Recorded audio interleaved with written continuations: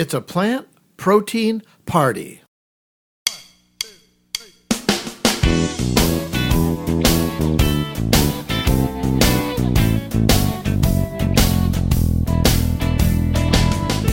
This is the Happy Diabetic Kitchen, the podcast about people who love to eat and cook healthy.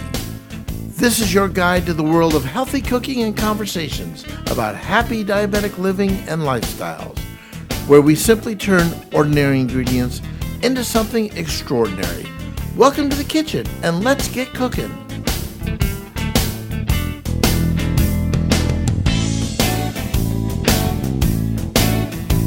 Hello everyone, I am Chef Robert Lewis, the Happy Diabetic, and this is the internet's certainly most delicious cooking podcast. Hey, welcome to the Happy Diabetic Kitchen. We are getting ready to explore a healthy diabetic lifestyle. I want to take the mystery out of healthy cooking, explore some amazing foods, and share with you my diabetic journey with all of my successes and my challenges. And hey, if you're new to the show, I'm happy you are here. With me in the kitchen, as always, is Jason, my son, engineer, producer of the podcast. Here we are once again. Jace, how are you? Hey, I'm good. Awesome. We're here in Iowa. Most of you know that, and it's starting to get a little colder. Matter of fact, they're talking about snow here tonight. Ooh, boy. That's crazy talk. I'm not ready. Me neither. But, so it's time to get warm in the kitchen. So today, we're talking about proteins and veggies. Now, if your doctor or dietitian or nutritionist has asked you to cut back on meat, red meat of any kind, meat, pork, beef, chicken, whatever, those high in protein foods, I'm going to help you explore where veggies have some amazing power-packed protein. We also have the recipe of the podcast, hummus, and we'll make some, and I'll share some tips for how to make good hummus and how to eat it and what I like about it, what Jason likes about it, and much, much more. So, Jace, are you ready? I'm ready. I think let's get cooking. All right.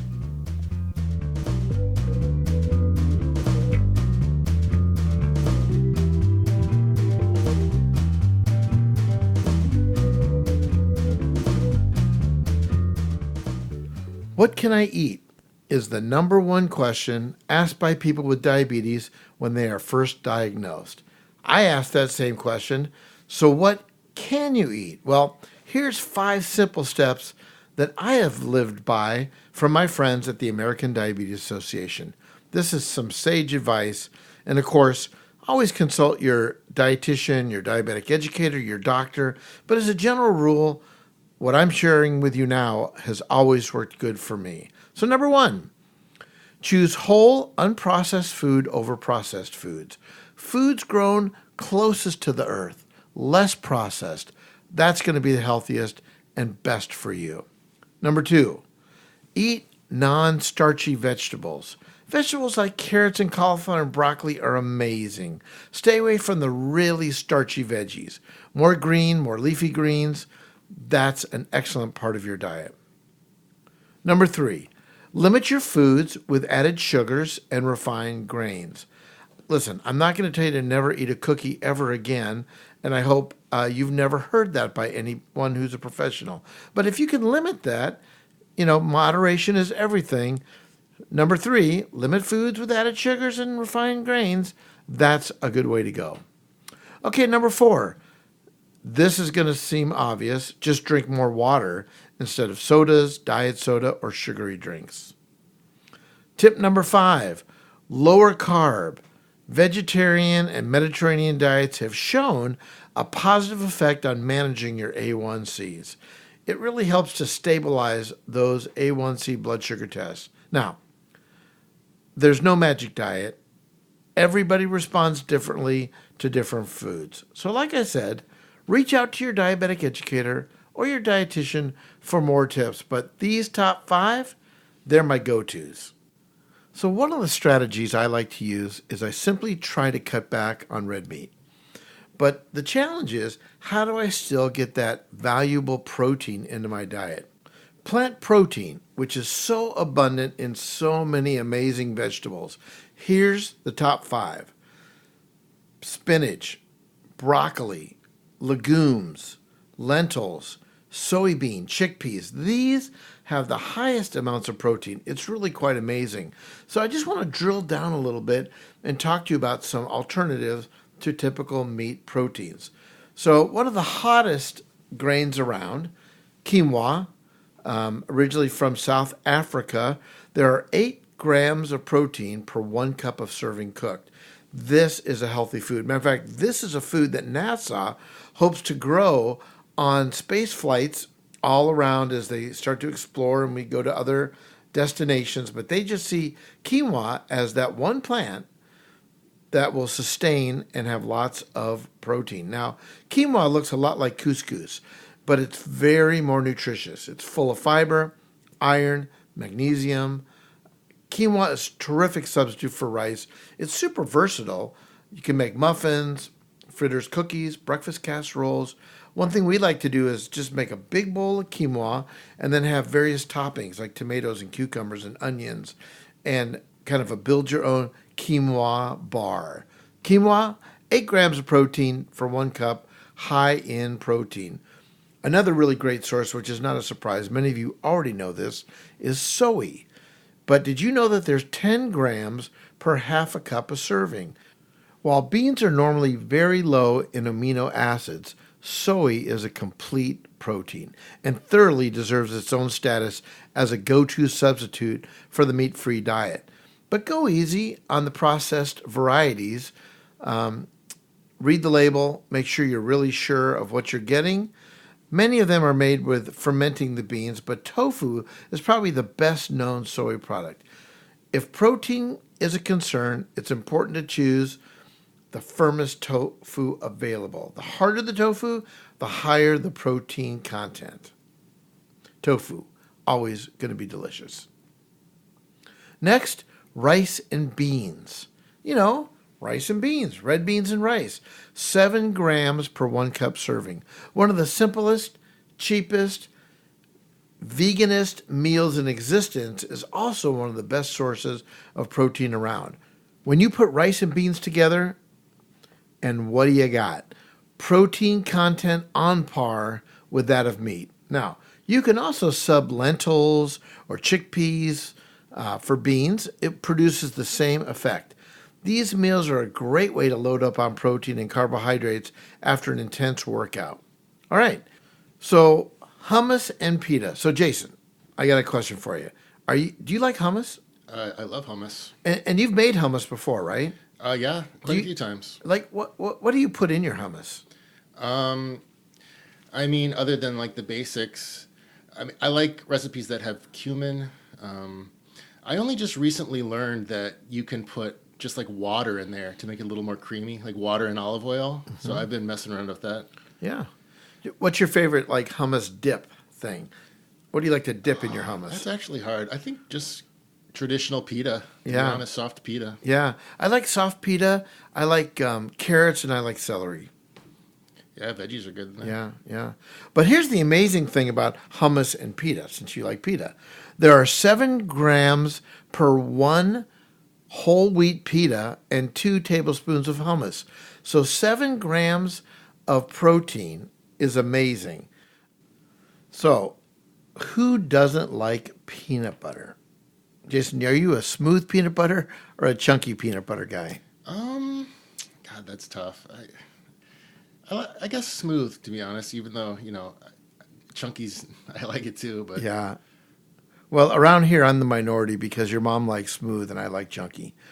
But did you know that a peanut butter sandwich is totally high in protein? For example, if you take 2 slices of bread, toast them up, doesn't have to be toasted, but it's good that way, with 2 tablespoons of peanut butter, that's about 15 grams of protein. Like for me in the morning, I like to get a tree barky, whole wheatiest piece of bread I could find, and then 1 tablespoon of peanut butter. So I'm getting about, half that amount. So protein galore in a peanut butter sandwich. Who would have known? So see how easy this is? Every legume like a bean, lentil, and peanuts are combined with grains like wheat, rice, and corn is a complete protein. It's alive, it's born, and it's amazing. Peanut butter on whole wheat is an easy snack. While it's high in calories, it does provide a heaping dose of all the essential amino acids and plenty of healthy fats to boot. So, just for example, I did a little research. 1/2 chicken breast has 29 grams of protein. 1 cup of black beans has 15 grams of protein. 1 egg has 6 grams of protein. 1 cup of low-fat milk has 8 grams of protein. And just to kind of give you a sense of where it all feels, where it all lands, a 3-ounce portion of steak has about 26 grams of protein. So again, if your doctor is wanting you to eat less meat, I think these vegetables would be an amazing supplement to your diet, and you will not miss the protein beat. Spinach, broccoli, legumes, lentils, soybeans, and chickpeas. And in my cookbooks, Get Happy, Get Healthy, and Cook Fresh, you will see lots of roasted vegetables like broccoli and spinach salads and hummus recipes. It's easy, it's simple, and it's a delicious way to add protein to your diet. You can go over to my website, happydiabetic.com. My cookbooks, Cook Fresh, Live Happy, and Get Happy, Get Healthy are available on the website. Feel free to take a look. And hey, let's get in to the recipe of the podcast. Are you ready? We'll be back in just a second.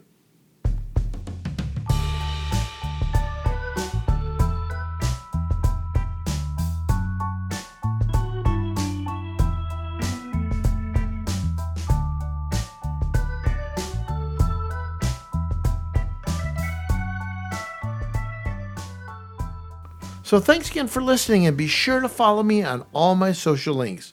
You'll find them all at happydiabetic.com. Just look for all my links at the top right-hand side of the page.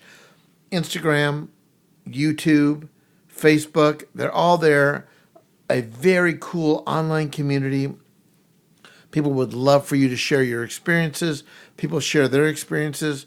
Join the community. Join the Happy Diabetic community.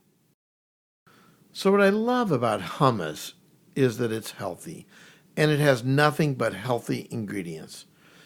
Chickpeas.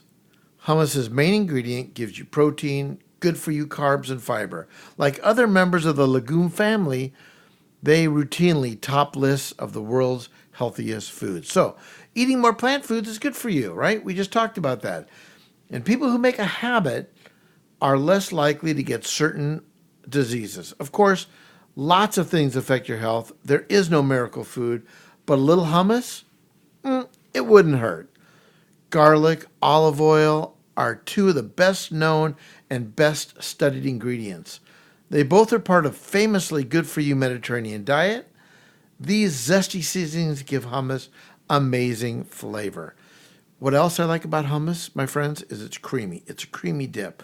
And as Jason said, if when you're making your hummus in your blender or your Vitamix or your Cuisinart, if it's just too thick, instead of adding more olive oil, a little olive oil is good, but I do like to add water, like Jason said, and that'll kind of thin it out and give it a really nice consistency. So, hummus hails from the Middle East. It has a reputation as a clean, healthy food, and quite honestly, it deserves an Academy Award for that. All the main ingredients are superfoods in their own right. It's got chickpeas, sesame paste, which is tahini. Most supermarkets have it. Garlic, olive oil are the most traditional versions, oftentimes lemon. So here's the basic hummus recipe. It's super simple. I take a can of chickpeas, open it up, wash them really good, put it in my blender or my Cuisinart or my Vitamix. 1 cup of tahini, garlic to taste, maybe 1 or 2 cloves, 2 tablespoons of olive oil, and the juice of half a lemon in the food processor or blender. Give it a whirl until nice and smooth. It should be smooth. And again, like Jason said, if you need to add more water to get that consistency where you like it, just go do it. So you can't talk about hummus without portion control. There's plenty of nutrition-packed goodness in every scoop of hummus. But there's also a lot of calories, about 408 per cup. So you're not going to eat the whole cup of hummus, are you? No, you're not. But like anything else, you need to watch your serving size because, hey, you can always get too much of a good thing. Everything in moderation. That really is the case. Now, sometimes you'll go have hummus in a restaurant, which I really like. So here's what I tell the people in the restaurant. I call it avoid an oil spill. So if you order hummus in a restaurant, it's likely to be garnished with olive oil, which adds about 125 calories per tablespoon. We've talked about that many times. A well-made hummus is rich and delicious enough to stand on its own. You can sometimes ask your server, listen, can you just hold the slick stuff? Don't put any extra olive oil on it and serve it as it goes. I always say, hit the road mayonnaise, right? Hit the road, mayo. Hummus isn't just for dipping. It makes great sandwich spreads. Try it instead of mayonnaise. Tuna sandwich, turkey sandwich, vegetarian, broccoli, zucchini sandwiches. You get more protein and fiber for half the calories as you would mayonnaise. Hummus adds 1 gram of fat to your lunchbox, so compared to 5 grams of regular mayonnaise. That's it. Hummus. I love it. It's my favorite dippy dip food.